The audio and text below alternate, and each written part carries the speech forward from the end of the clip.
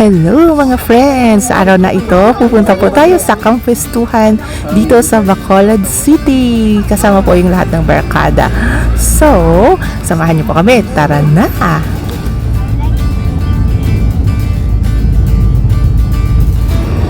Andito na kami sa kampestuhan. Pero dito kami dumaan sa likod kasi may parking area pala dito sa likod, oh. Ayan. Kasi mga alas 9 na yata itong dating namin.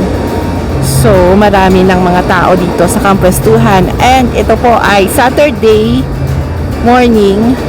At hindi ko alam kung anong maingay doon. Siguro yung mga machineries nila. So, if you want to be guwapo, keep this place clean. We care for you!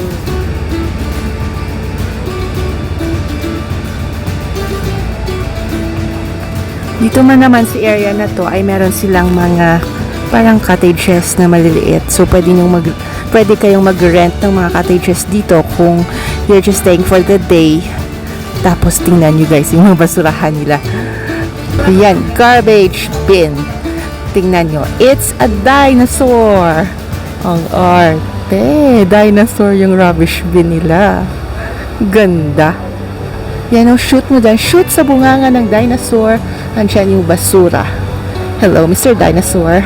How's your day? Ayan, para tayong may mga nakabantay ng mga dinosaurs dito sa tabi natin. Pero ito mga garbage bin ito. Parang yung mga guards sila, no? So, asan na yung grupo ko? Baka nawala na ako. Sila yata yun sa dulo.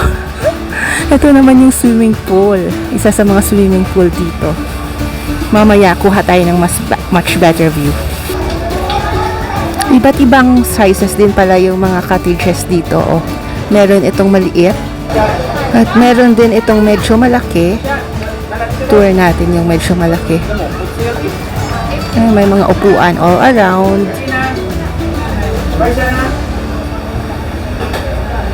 At may table sa gitna. Yun nga lang, kasi dito ka lang makakapasok sa side na to. Hindi ka makapasok from the other side. And then, meron din itong super laki na cottage pag malaki kayong grupo. Mas maarte yung mga chairs nila dito, oh. May grupo yata na andito, nagsistay. And then, meron silang playground katabi ng mga sheds na to, mga cottages. Sa side na to, makikita mo rin ang higanteng manok. Andyan siya. Ito, pwede kayong magkunwari na may choir itong mga dinosaur na to. So, kumakantaan sila. Wow, close to you. Siyempre, hindi mawawala ang mga askal dito sa Pilipinas. Ay! At ito naman, ang mamang ito ay naghahanap ng kangaroo meat na pasalubong. Manood ka na lang ng adobong kangaroo sa YouTube, okay? Tapos ito, may mga gwapo pala dito sa sa kampestuhan. Say hi, guys! Hi to adobong kangaroo vlog. Yung kinakain yung rambutan. Magkano kilo ng rambutan ngayon? 50, 50. Ayaw ng 50, dapat 50. Okay. Consoles din. Oh my goodness guys, ito na siya yung tinatawag na wave pool. Tama ba? Oo, tingnan nyo, may Virgin Mary na statue sa taas. Tapos, parang, ayan, umaalon. Ang ganda guys. Ayan siya. So, meron silang mechanism doon sa dulo na nag-generate ng mga alon, mga waves, parang sa dagat ka naliligo. Pero mas malinis syempre kasi swimming pool siya. Ang ganda. And then meron tayong lifeguard na naka-duty sa pool. So hindi ka masyadong mag-worry kung may malunod. Pero syempre kahit may lifeguard, dapat bantayan mo rin yung mga alaga mo pag naliligo kayo sa pool na to. Anong ibig sabihin pag may malaking horn na nag-sound? May inaabangan yata sila. Tingnan natin kung ano yung inaabangan nila. Ay, wala. Wala ba? Meron ba? Wala. Wala yata. Hindi. Ito na yata yung malaking alon. Tingnan natin kung anong mangyayari. Hindi, doon sila pumunta. Ano ba yan? Doon sila pumunta sa mga bubble bath or something. Meron silang bubbles.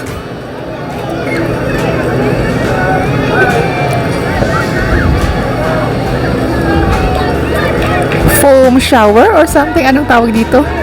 Ang saya.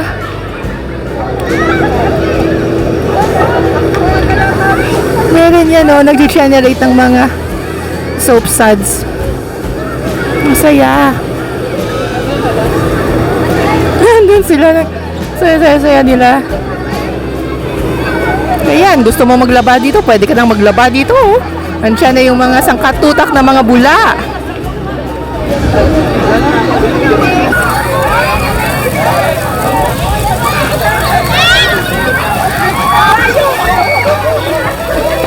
Tubig naman yung lumalabas sa mga ulo nila. Siyempre, ito siya yung isang famous din na papicturan dito.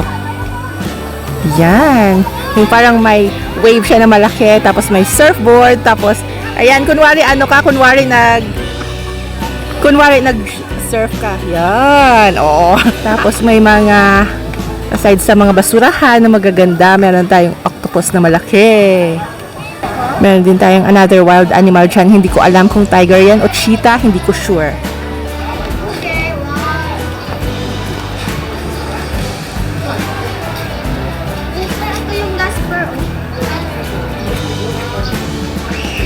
Walk slowly. Ay, takot kami sa dinosaur na yan. Gumagalaw siya kanina. Ewan ko ngayon, ba't di na siya gumalaw? Galaw ka naman, dinosaur. Galaw. Takutin mo na siya. Tapos, ayaw naman. Gagalaw ba? Siguro pag lumapit ka, gagalaw. Ah! Hala, gumalaw nga. Ano? Gagalaw ka ba? Ayaw na gumalaw.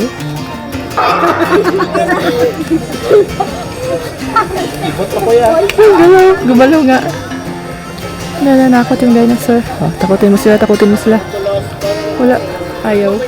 Ongoing pa rin yung mga construction dito kasi patuloy nilang din-develop yung lugar. Tapos, and siya yung rooster na malaki. So, pwede kang umakyat doon. Hotel daw sabi nila yan. Pwede daw may stairs. Tapos, akyat ka doon sa loob ng rooster. Dito naman daw, pwede ka raw mag-wedding reception dito or kung anong mga functions. Ayan, may maganda yung mga roofs at saka may mga hearts. So, kung may mga occasions ka, mga birthday, mga events, ganyan, pwede dito.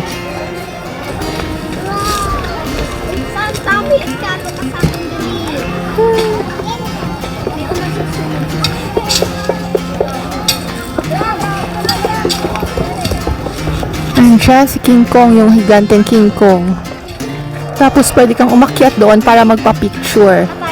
And then, maraming mga Christmas decorations kasi Christmas na ngayon. May slides din. Yung slide ba dyan ay papunta sa pool? May pool ba? Hindi ko alam. Tingnan natin mamaya. And then, may nutcrackers. Rudolph the Red-Nosed Reindeer. Ay, wala si Rudolph dito.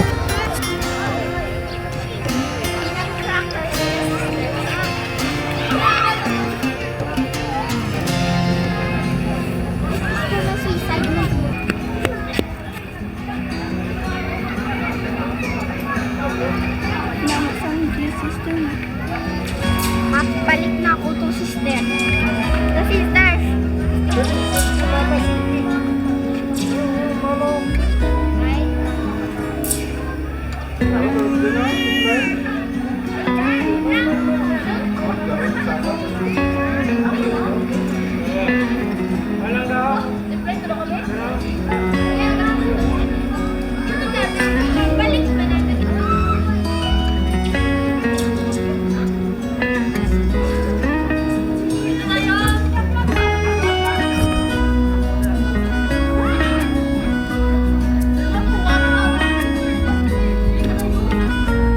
So, pwedeng mga rides pala to. Hindi ko alam. Hindi ko lang alam kung gumagalaw ang mga to, gumagana. Pero ito, pwede ka mag-rock sa monkey or donkey ba yan? Or horse, donkey yan. Subukan natin.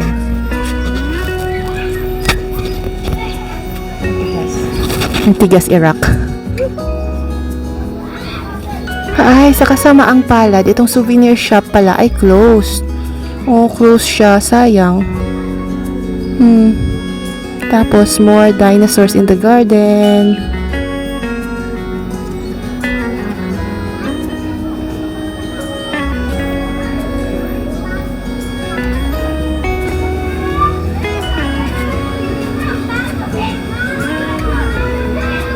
May buwaya din. Hindi kompleto ang Jurassic era kung walang buwaya.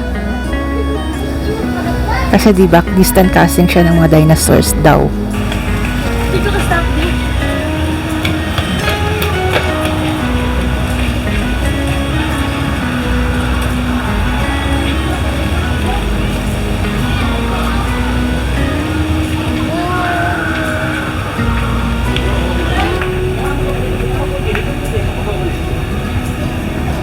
Itong area na to, yung mga huts naman dito, pwede kayong mag-overnight stay.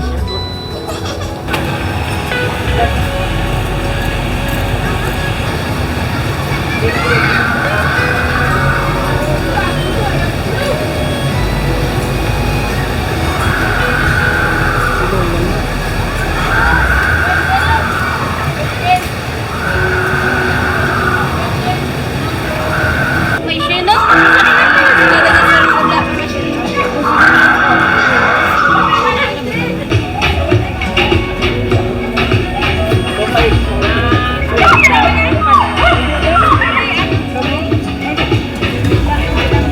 Gumagalaw din yung dinosaur na to. Oh. Hello, dinosaur.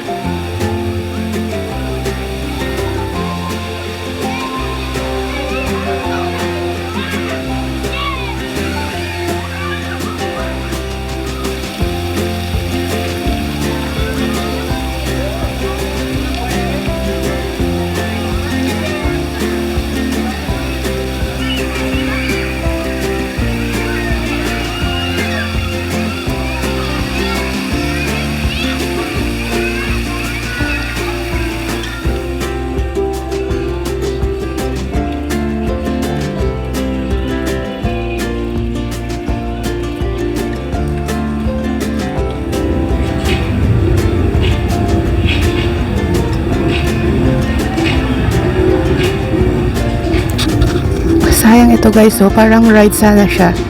Pero hindi na na-maintain. Ayan, nilagay na nila yung mga spare parts dyan na mga sira. Sayang ano, ride sana para pampata.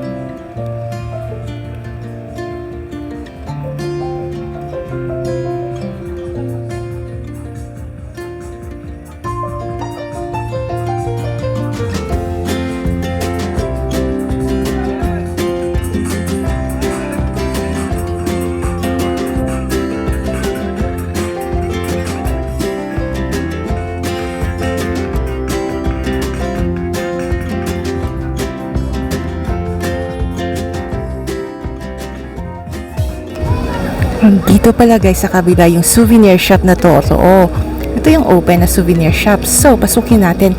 Ito siya dito sa tabi ng, hindi ko alam kung ewan yan, pero mga dinosaurs yan sa likod. At andyan yung malaking rooster. So, ito yung driveway dyan na nandyan din nagpa-park yung mga sasakyan na iba. Andito lang yung souvenir shop.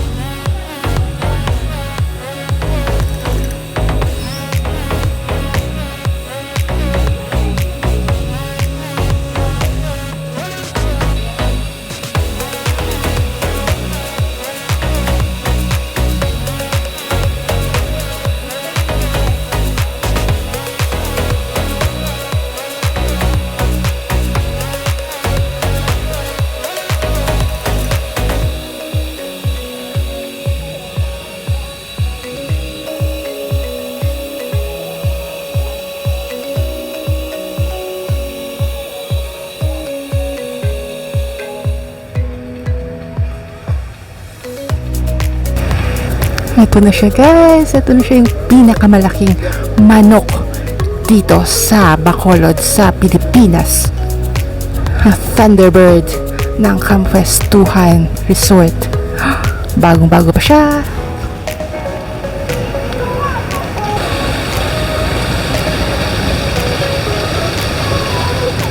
Medyo mahirap nga lang siya kunan pag dito ka malapit. So, mas maganda kung dun ka malayo sa view. So, kung halimbawa dun ka sa labas, sa kalsada dyan sa labas siguro, o sa kabilang lot, mas maganda siguro na angle yung makukuha mo. Ito siya yung area na to na maraming nagpo-parking. So, kung maaga kami dumating, sana dito kami nag-parking. Pero dahil medyo late na kami dumating, so dun kami sa likod ng parking. So, ayan siya guys. As you can see, marami tayong pwedeng makita dito sa Campuestuhan Highland Resort. Dito sa Barangay Alangilan, sa Bacolod City. So, kung if ever na maligaw kayo dito sa Bacolod, puntahan nyo guys itong Campuestuhan Highland Resort sa Barangay Alangilan dito sa Bacolod City, Philippines. Balik na tayo doon sa grupo natin at kumain ng lumpia na masarap. Woo! Walk slowly, slippery floor. Punta party sa Dinggig. Muni sila ang mga lutuang party sa Dinggig. So kung magka-Dinggig ni sila, kaya wala sila na mati, mayo ang gulipatong tani sila.